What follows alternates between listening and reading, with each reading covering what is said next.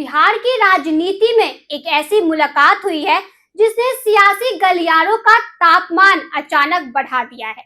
सवाल सिर्फ इतना नहीं है कि मुख्यमंत्री रह चुके और जदयू के राष्ट्रीय अध्यक्ष नीतीश कुमार अचानक संजय झा के घर क्यों पहुंचे। असली सवाल यह है कि आखिर ऐसी कौन सी बात थी जिसे सार्वजनिक मंच के बजाय बंद कमरे में करना ज्यादा जरूरी समझा गया। क्या यह सिर्फ औपचारिक मुलाकात थी या फिर इसके पीछे कोई बड़ा राजनीतिक संदेश छिपा है।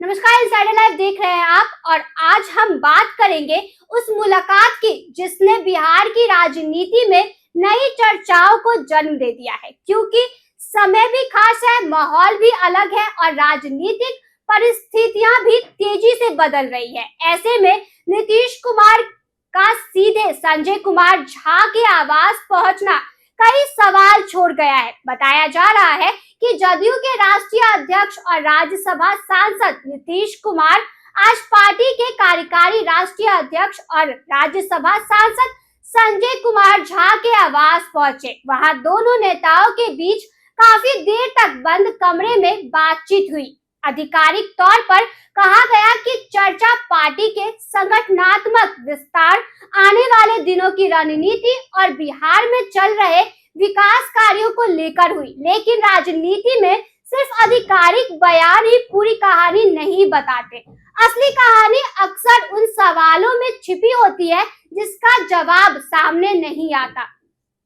यही वजह है राजनीतिक विश्लेषकों की नजरें टिक गई है। आखिर ऐसा क्या है कि जदयू नेतृत्व लगातार संगठन पर इतना फोकस कर रहा है? क्या पार्टी आने वाले चुनावों की तैयारी अभी से तेज कर चुकी है या फिर सत्ता और संगठन के बीच तालमेल को लेकर कोई नई रणनीति तैयार की जा रही है? सूत्रों की माने तो इस मुलाकात में सिर्फ संगठन की समीक्षा ही नहीं बल्कि आने वाले राजनीतिक समीकरणों पर भी विस्तार से चर्चा हुई।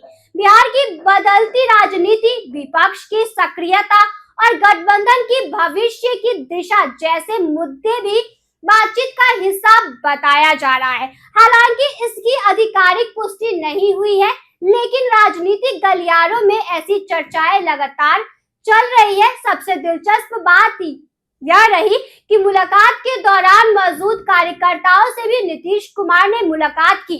उन्होंने उसमें बातचीत की, उनका उत्साह बढ़ाया और साफ संदेश दिया कि संगठन को बूथ स्तर तक और मजबूत करना होगा।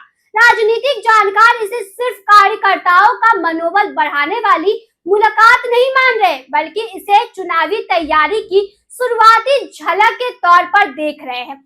अब यहाँ एक और सवाल उठता है, क्या जदयू को लगने लगा है कि आने वाले समय में राजनीतिक चुनौती पहले से ज्यादा कठिन होने वाली है? क्योंकि एक तरफ विपक्ष लगातार सरकार पर हमलावर है, दूसरी तरफ नए राजनीतिक दल और चेहरे भी अपनी जमीन मजबूत करने में जुटे हैं। ऐसे माहौल में संगठन को मजबूत करना किसी भी पार्टी की पहली प्राथमिकता बन जाता है। यही वजह है कि नीतीश कुमार का खुद संजय झा के घर जाकर लंबी चर्चा करना कई मायनों में अहम माना जा रहा है। राजनीतिक विश्लेषकों का कहना है कि जब बड़े नेता खुद संगठन की कमान संभालते दिखाई दे तो समझ लेनी चाहिए कि पार्टी आने वाले समय के लिए कोई बड़ा खाका तैयार कर रहा है। कुछ जानकार यह भी मान रहे हैं कि यह मुलाकात केवल पार्टी के भीतर समन्वय तक सीमित नहीं हो सकती।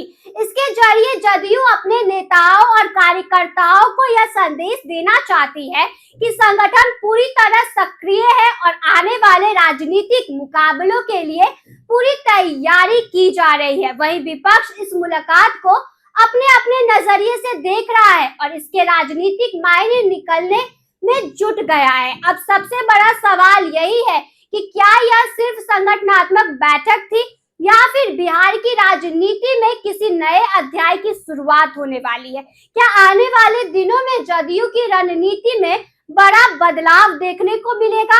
क्या विपक्ष के बढ़ते दबाव ने पार्टी को नई तैयारी करने पर मजबूर कर दिया है या फिर यह सिर्फ चुनावी तैयारी का सामान्य हिस्सा है? इन सभी सवालों के जवाब आने वाले दिनों की राजनीति तय करेगी। लेकिन इतना जरूर है कि नीतीश कुमार का अचानक संजय झा के आवास पहुंचना अब बिहार की राजनीति में चर्चा का बड़ा विषय बन चुका है।